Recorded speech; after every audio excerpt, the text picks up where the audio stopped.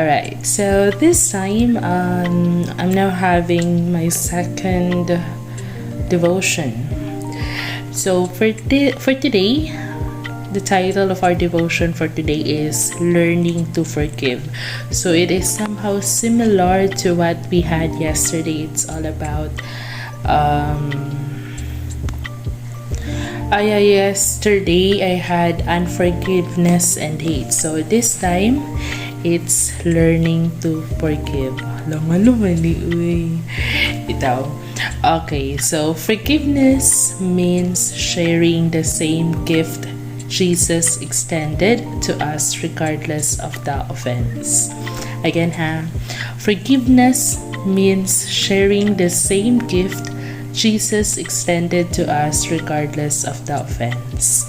Now, okay, so based on from the book of Colossians 3 verse 12 to 15, we'll often try to justify an angry, unforgiving heart by thinking,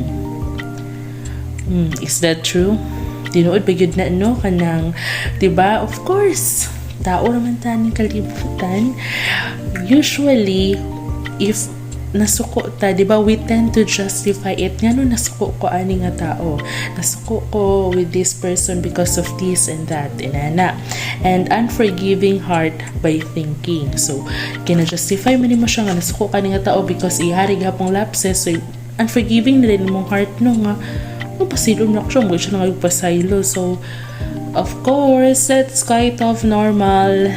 Okay, so again, human as we are. Well, the Lord knows what the person did to me. That's true. So He gets why I feel this way.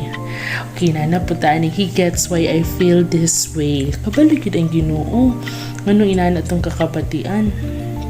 Okay? Now, certainly, Jesus, who was fully God and fully man, knows human emotions inside and out.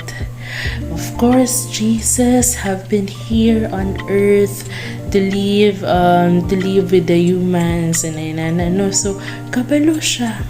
He knows kung unsang ka nang ato bitong mga most especially sa itong mga emotions, sa itong feelings, may na mga bukso ng damdamin o sa bitaw kay we tend to masukot yun sa katao in range of our emotion, most especially if na naka-trigger no, but Jesus know that one.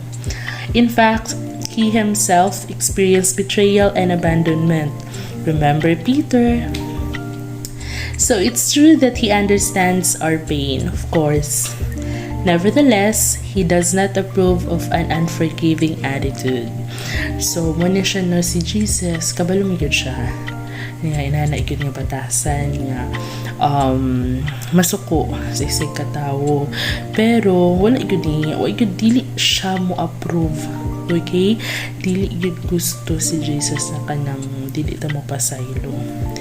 And, of course, to myself as well, this is a reminder kay kanabitang sa suko kay ta sa tao. And then there are some instances like that. It also happened to me. Of course, no dili ko. I'm not also an exempted. I don't have an exemption with that one. So with regards to it, how do I cope up? Bitang having unforgiving attitude. Unforgiving attitude. It's not that I didn't forgive them. Okay, I already forgive them. It's just that kind of bitong, I don't know how to explain this one. It's kind of bitong my trust towards those people is wala na jud siya. Though I forgive them, but the trust is not, wala na jud, like buta na to kung nakasalam na siya nga tao tapos atong gipasaylo na patay na bilin nga trust ng mga 2%. Okay, pero wala good. I don't know. I still have to work up things within me with regards on it, no? So through the Savior, we see how God views forgiveness, even when it comes to the vilest offenses. And consider this, we are the ones who continually betray Him. How? We've denied Him His rightful place in our life, doubted His word, and ignored His instruction. Paminaw. There are times we kick Him out of our daily activities and decisions so we can pursue things more to our own liking. Diba? Usahay ka nang preoccupied kita sa mga butang, busy kita sa inani-inana, kinahanglan yun mo kayo, kinahanglan ta mag-work, and nothing's wrong with that. Most especially, kinagpaknata ni kalibutan, tao ta ni kalibutan, o kinahanglan na tumikita. But of course, we should not forget nga magsampit sa iyaha. Okay? Okay, we tend to have that attitude, all of us. Okay, it's not just me, it's not just you who is listening or watching right now. It is not just a person surrounds you, but all of us. Okay, so we tend to kick Him out from our daily activities. No, tapos usahin na yung mga butang maskig ang Ginoo na or ang Ginoo na or ang Ginoo na mismo naghatag bitaw si Moigsay nga ayun abuhata kahit yung kagulo kay muna kung gusto buhaton, muna kung gusto i-achieve, muna dapat mahitabo. And mingon kang walay wrong ana, there is something wrong on a thing that you're going to do nga walay bless coming off from God. Mura na good na kuan kanang couple. I will not judge of it's because there are a lot of, most especially even within my family, even of some of my close friends like that, no? They are living off together even if they are not yet blessed by the holy sacrament coming out from a wedding. Pero lahi ang kanabitang lahi ang relationship siguro. Example lang they are in a relationship pero ang center silang relationship is God, and that's a good thing. Okay, that's a good thing. And then another one, what's more, we have sinned against both Him and other people. Okay, diba ang gikuhan sa Ginoo, ang kana atong isikataw isipon nato nga siya. So kung nakasala ta, nasuko ta ng tawhanang mura lagya po nag-unsa to ang gibati towards sa Ginoo. Kung nasuko ta tawhanang mura ta nasuko sa Ginoo. Kung naglagot ta mura ta naglagot sa Ginoo, because those people gibuhat gyapon sa Ginoo. Okay, no? So actually, if we tend to understand those words, I would really appreciate you guys as well to read the passage and then any other devotions that you could find through internet. It's because we have our different views and perceptions, and this one is my own perceptions coming off from a devotion. Okay, and what is Jesus' disposition towards us? Come to me, all who are weary and burdened, and I will give you rest. That's from the book of Matthew 11 verse 28. Now, do you really believe He will justify our unforgiveness? I-justify ka ni Lord nga ang atong pagka-unforgiveness kita nga dili gyud mapasaylo. Justify ka na niya, iha katang konsentidoron. Katang konsentidoron na consented sa kunli ito. No, the answer is no. He wants us to instead look at the cross. There we will discover the price that was paid for our own forgiveness. Ang Ginoo nagpasaylo sa tuwa, o siya ang nagbayad sa atong mga sala pagpalansang sa cross. Dayon karon mo na po dayon ning grabe ka kaning mga sarcasm nung ano mo pasaylo man ko di man ko Ginoo. Okay, may man na si Lord, kay si Lord man siya, ako di mo ko Ginoo na mga sarcastic o dili iya si Ginoo ng mga words.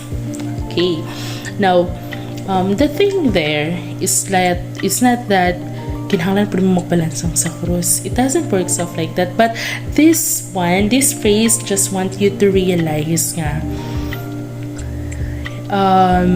Jesus was crucified, no? So kanang para sa mga sala, dili iyang sala, atong sala.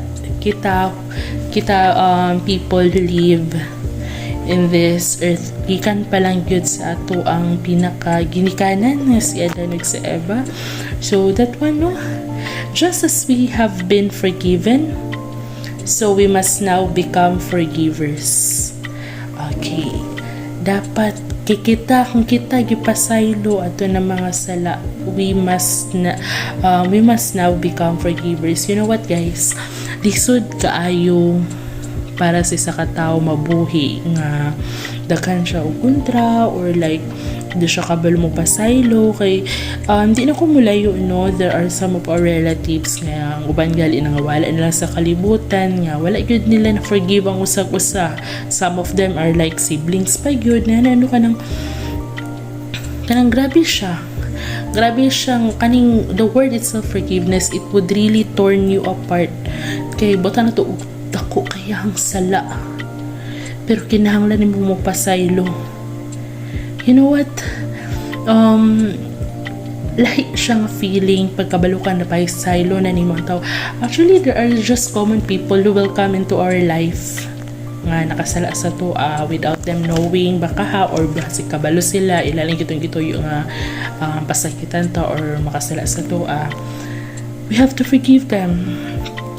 Maski wa sila na kayo sa itong pasaylo, we have to forgive them. Kay kung dibito natin sila i-forgive sa ato ang self, atong dili po mapasaylo. It's just like ano mong God ka na bitang marsyo bumirang nga kung unsay mo hang not just gipakita, pero unsay mong feelings towards that person, or unsay mong gibati towards that person, bumirang siya sa imo, ano mo kay na siya na mga law of attraction inana, no? So scientifically speaking natin inana nga butang.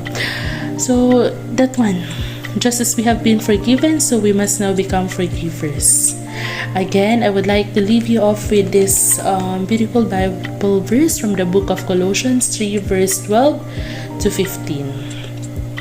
So as those who have been chosen of God, holy and beloved, put on a heart of compassion, kindness, humility, gentleness, and patience, bearing with one another and forgiving each other. Whoever has a complaint against anyone, just as the Lord forgave you, so also should you.